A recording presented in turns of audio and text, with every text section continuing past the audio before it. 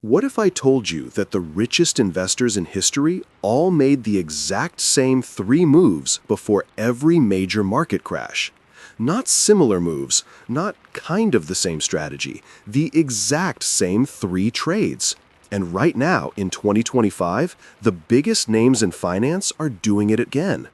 Warren Buffett is sitting on $325 billion in cash.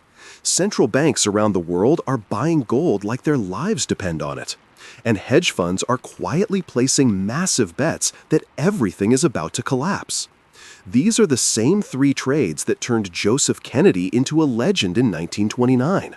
The same three trades that made Paul Tudor Jones $100 million in a single day in 1987. The same three trades that made John Paulson $15 billion during the 2008 financial crisis. And they are happening right now. So here is my question for you. When the smartest money in the world is all making the same exact moves that have worked before every major crash in the last 100 years, should you pay attention? I think you should. Welcome back to Monetary Archaeologist. If you are new here, we dig into the patterns that history keeps repeating, the patterns that separate the people who build wealth from the people who lose everything. Before we dive deep into these three trades, do me a favor. Hit that subscribe button and tap the notification bell. Because over the next 12 to 18 months, I am going to track every single signal that this crash is approaching. You do not want to miss what is coming. Now, let us get into exactly what these three trades are and why they work every single time. First, you need to understand something important. Crashes are not random. They are not unpredictable acts of chaos that nobody can see coming. They follow a pattern, a mechanical sequence that repeats over and over again throughout history. Here is how it works. It starts with a bubble. Prices go up and up and up. They disconnect completely from reality. Stocks trade at crazy valuations. Real estate doubles in 5 years. Everyone thinks prices can only go higher. Then comes the euphoria. Everybody believes this time is different. In 1929, it was stock tips from shoeshine boys. In 2008, it was the belief that housing prices could never fall. In 2025, it is artificial intelligence. AI will change everything. Valuations do not matter anymore. Just buy. Then comes maximum leverage. When prices are going up, borrowing money to buy more makes you even richer. So everybody does it. Margin debt explodes. People borrow 90% of the value of their stocks just to buy more stocks. Then a trigger event happens. Something causes a small decline. It could be anything. A fraud exposed, interest rates rising, a major company failing. The specific trigger doesn't really matter. What matters is what happens next. Forced liquidation. When leveraged investors see prices drop, they get margin calls. They are forced to sell. That selling pushes prices lower. Lower prices trigger more margin calls. More forced selling, more price drops. It becomes a death spiral, a cascade. Prices fall not because anything has fundamentally changed, but because everyone is being forced to sell at the same time. And then comes panic. Fear takes over completely. Everyone sells everything. It does not matter what they own. They just want out. Liquidity disappears. Buyers vanish.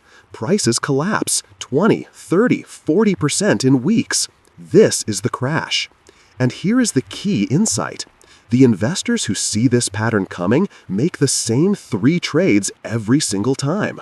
These trades protect them from losses, preserve their wealth, and actually make them money while everyone else loses everything. Let me show you exactly what these three trades are. The first trade is converting to cash. This happens 12 to 18 months before the crash actually hits. It is the recognition phase. Smart money looks at the market and realizes that valuations have become completely unsustainable. The risk now far exceeds any potential reward. So they get out. They sell their positions, they raise cash, they preserve capital. And they do it while prices are still high, while everyone else is still buying. Let me show you how this is played out across history. In 1929, Joseph Kennedy was one of the most aggressive stock speculators of the Roaring Twenties. He had made millions manipulating stock prices and running coordinated buying schemes. He understood how markets really worked.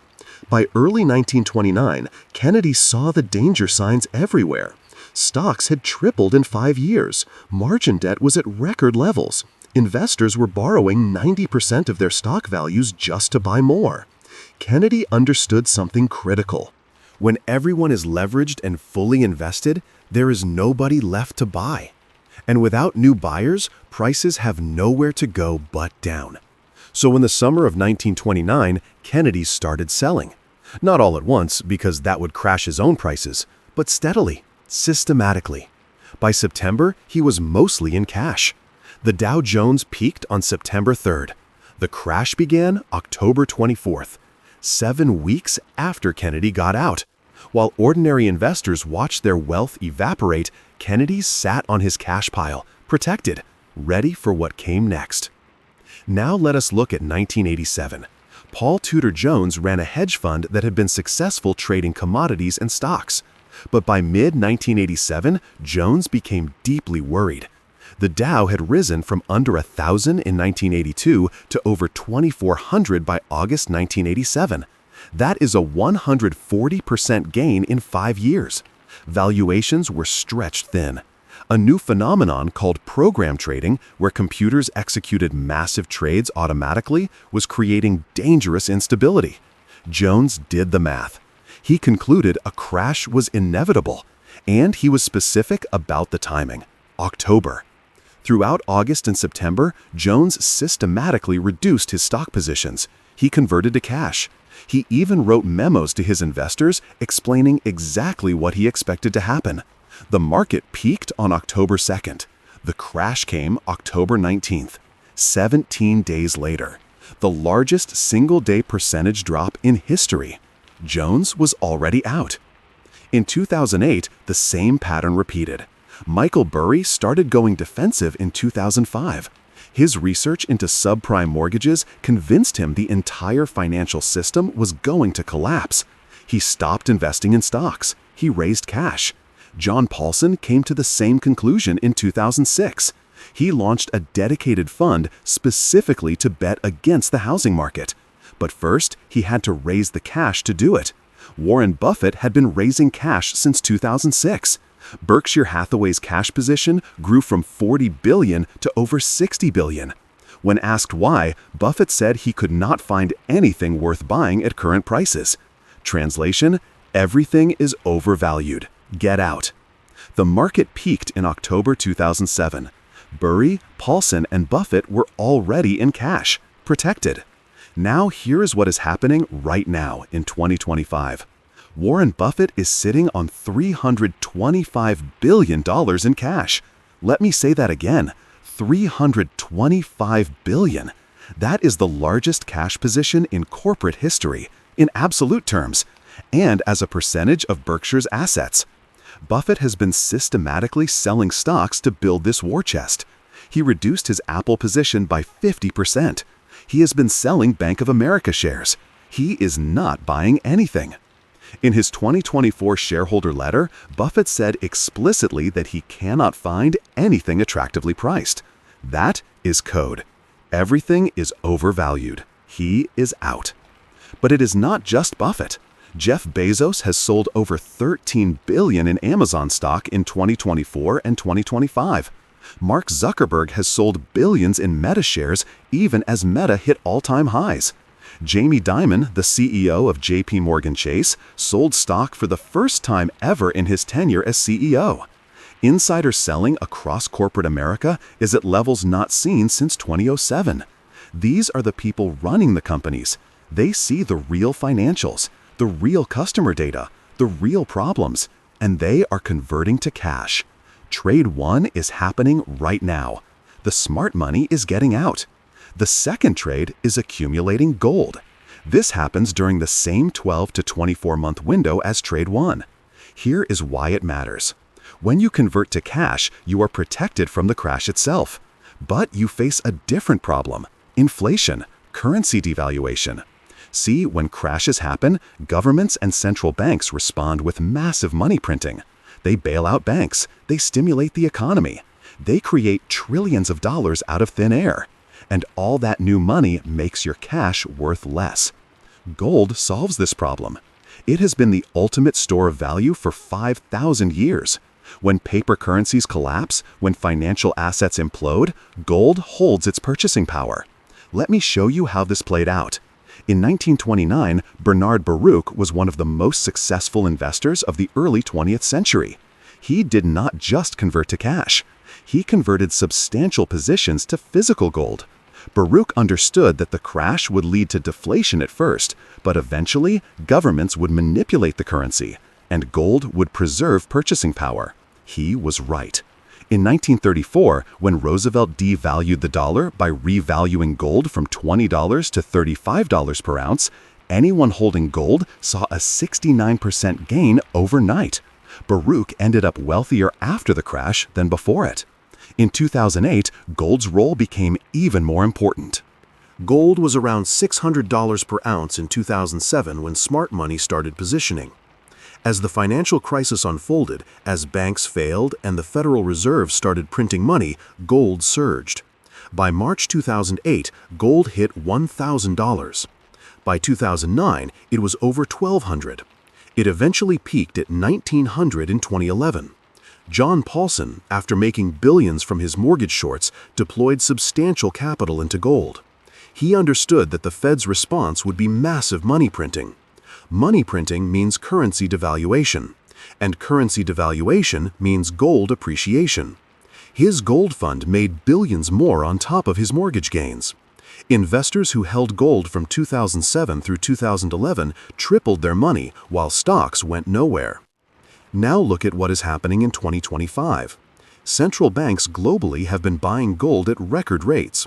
In 2022, 2023, and 2024, central banks purchased over 3,000 tons of gold. That is the highest three-year total since data collection began in 1950. China is buying. Russia is buying. India, Turkey, Poland, Singapore, all accumulating gold at unprecedented rates. Why? They see unsustainable U.S. debt. They see inevitable currency devaluation coming. Gold is protection. And it is not just central banks. Ray Dalio has been vocal about holding 5 to 10% of portfolios in gold. Stanley Druckenmiller has disclosed significant gold positions. Paul Tudor Jones has said publicly he owns gold as a hedge against inflation and currency debasement. Gold is currently trading around $3,000 per ounce. Record highs, and smart money is still buying. They have converted to cash in Trade 1, now they are converting a portion of that cash to gold for wealth preservation. When the crash comes, when the Fed responds with unlimited money printing, when the dollar loses 20 to 30% of its value, gold will surge. $5,000, $6,000, maybe $10,000 per ounce. Trade 2 is active. Gold accumulation is happening at massive scale right now. The third trade is the profit trade. This is where you do not just protect yourself, this is where you get rich.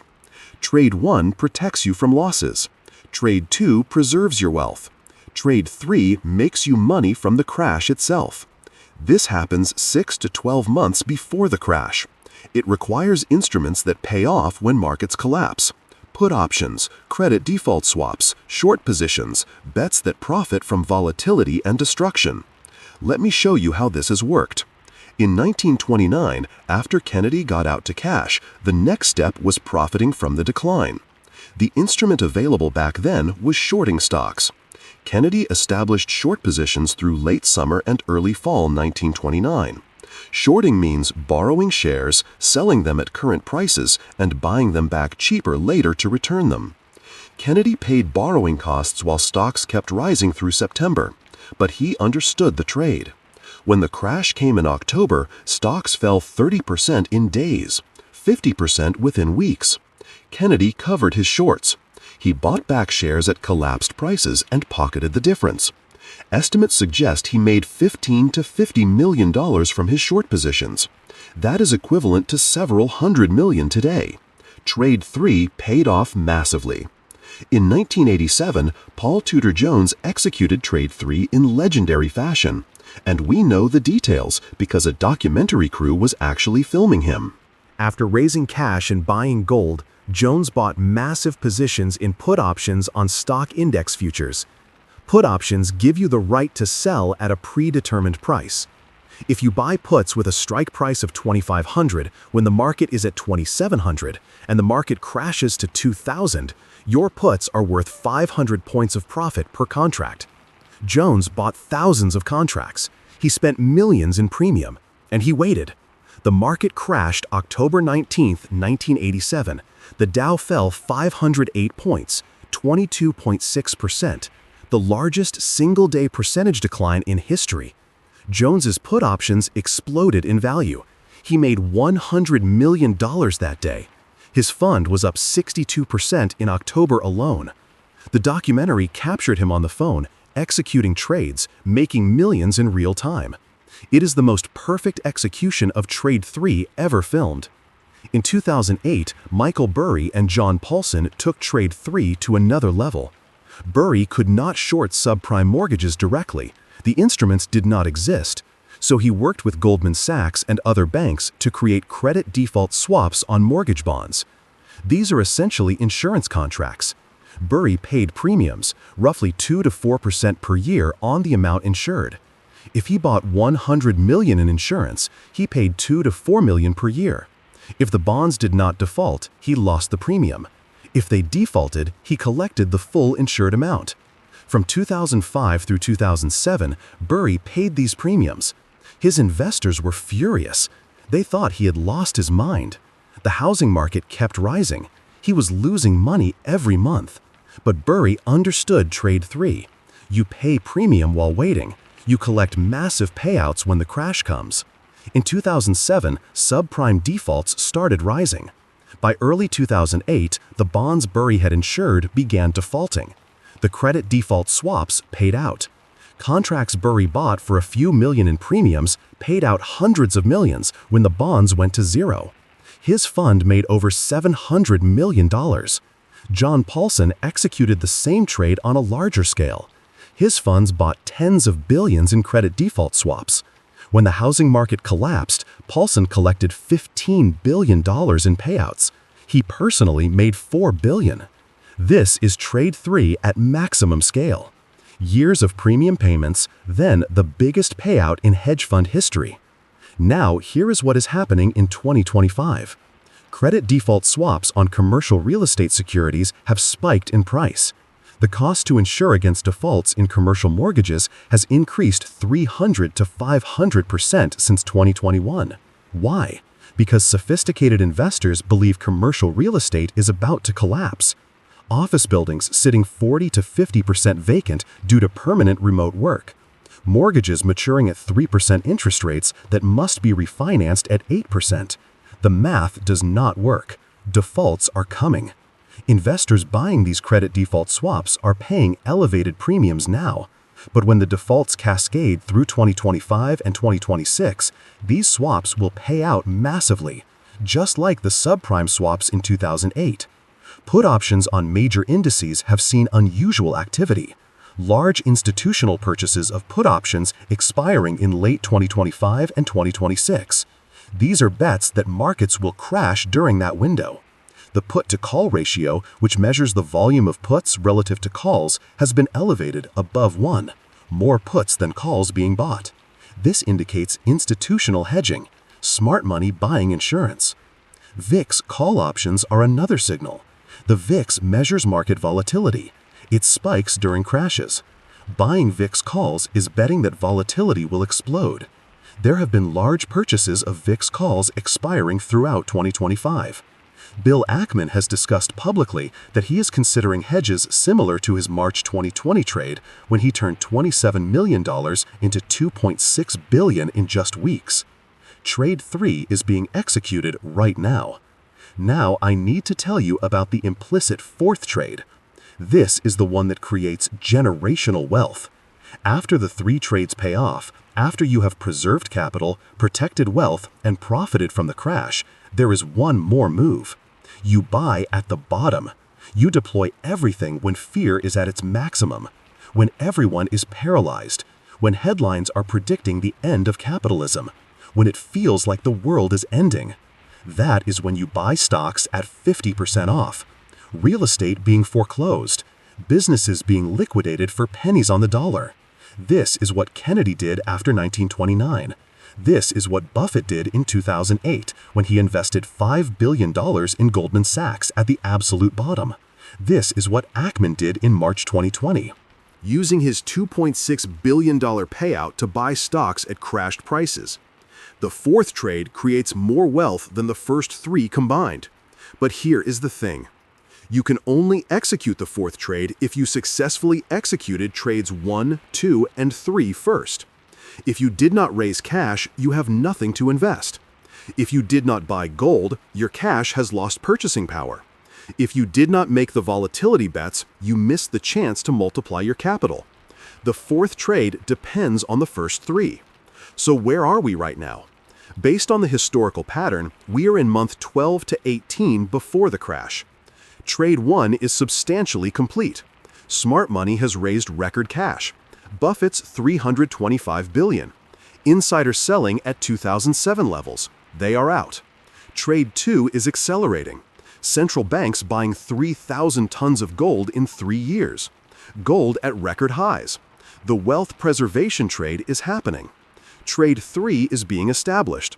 Credit default swaps on commercial real estate spiking in price. Put options being purchased by institutions. VIX call activity rising. The volatility bets are being placed. All 3 trades are active. That puts the crash window at late 2025 or first half of 2026. Could be sooner if a trigger event accelerates the timeline. Could be slightly later if markets stay irrational longer. But the window is clear. Within 18 months, the crash is coming. When it comes, the S&P could fall from current levels around 5,800 to 3,500 or lower. Commercial real estate will collapse. Regional banks will fail.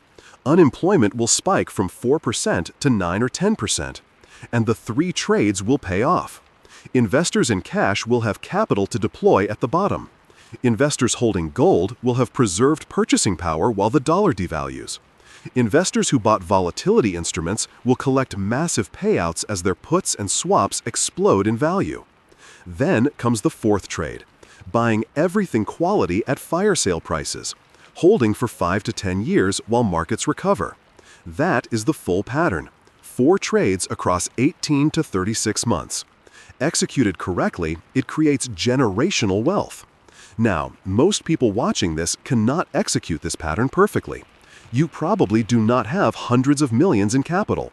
You probably do not have access to institutional-grade credit default swaps. But understanding the pattern gives you enormous advantage. You can execute simplified versions of the 3 trades. For trade 1, raise cash. If you are currently 60 to 70% invested in stocks, consider reducing to 40%. Hold the difference in cash or short-term treasury bills. Yes, you might miss some gains if markets keep rising. But when the crash comes, you will have 30% of your portfolio protected. And that 30% becomes buying power at the bottom. For trade 2, buy gold. 5 to 10% of your portfolio in physical gold or gold ETFs. Not gold mining stocks, physical gold. When the crash comes and the Fed prints unlimited money, gold will surge. This preserves your purchasing power. For trade 3, buy protection. You can buy put options on SPY, the S&P 500 ETF. Buy puts expiring in 6 to 12 months with strike prices 10 to 20% below current levels. You will pay 1 to 3% of your portfolio value. If markets crash, those puts could return 5 to 10 times what you paid. If markets don't crash, you lose the premium. But that is insurance. You pay for protection hoping you never need it. The most important thing is psychological preparation. When the crash comes, when markets are down 40 to 50%, when every headline predicts disaster, when fear is everywhere, you have to be ready to act. Have a list of quality companies you want to own. Companies with strong balance sheets, low debt, products people will always need. Companies that will survive and thrive. When these companies are on sale at 50% off, you buy. With the cash you protected, with the purchasing power you preserved, with the profits you made. You buy aggressively when everyone else is paralyzed by fear. This is the hardest part, not the technical execution of the three trades. Having the courage to buy when it feels like the world is ending. That psychological strength separates investors who get rich from crashes from investors who lose everything. Kennedy had it, Baruch had it, Jones had it, Burry, Paulson, Buffett, Ackman, they all had it. The willingness to act when fear is maximum. That is the real secret. Here is the bottom line. The three trades are not secret. They are not insider information. They are a documented historical pattern that repeats because crashes follow the same mechanical sequence: extreme valuations, excessive leverage, a trigger event, forced liquidation, panic. And the investors who see it coming make three trades: convert to cash, buy gold, bet on volatility. These trades worked in 1929, they worked in 1987, they worked in 2008, and they are being executed right now in 2025 by the smartest investors in the world. Warren Buffett's sitting on $325 billion in cash. That is trade one. Central banks buying 3,000 tons of gold. That is trade two. Hedge funds buying credit default swaps and put options. That is trade three. The pattern is playing out in real time. The only question is whether you will recognize it and position yourself accordingly, or whether you will ignore it and hold through the crash, losing 30 to 50% of your wealth. Most people will ignore it. They always do. They believe this time is different. They believe AI changes everything. They believe the Fed will save markets. They believe valuations do not matter. And they lose everything. Just like most people did in 1929, 1987, and 2008. But a small group will see the pattern. They will simplified versions of the three trades. They will protect capital, preserve wealth, and profit from the crash. And then they will buy at the bottom and build more wealth than they ever imagined possible. The choice is yours. The three trades have been made. The pattern is repeating. The crash is coming. Position yourself while you still can. Because when the crash is already happening, it is too late. The trades have to be made before the crash. That is the whole point. If this video opened your eyes to a pattern you had never seen before, subscribe to Monetary Archaeologist right now. Over the next 12 to 18 months, I am going to track every signal, every insider sale, every gold purchase by central banks, every spike in credit default swap prices, every warning sign that the crash is approaching. You will see the pattern unfold in real time, and you will know exactly when to act. This is not financial advice. This is pattern recognition. History does not repeat exactly, but it rhymes. The same human psychology, the same leverage, the same euphoria, the same crash. 4 times in the last century: 1929, 1987, 2008, and now 2025. The three trades are the same. The sequence is the same. The outcome will be the same. I will see you in the next video.